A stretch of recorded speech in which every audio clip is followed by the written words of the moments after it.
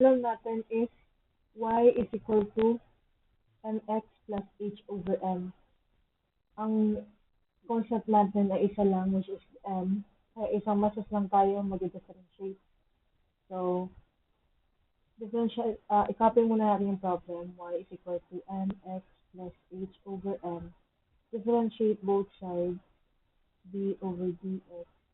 Magiging dy over dx is equal to m. Since ito, magiging 0. So, alam natin na ang dy over dx equals yan sa y prime. Kaya y prime is equal to m. So, gawin natin, substitute natin itong y prime is equal to m sa original of equation na ito.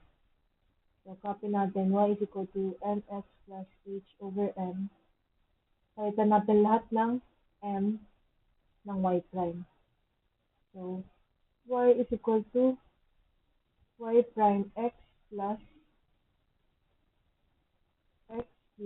h over y prime. So, yan na ang final answer.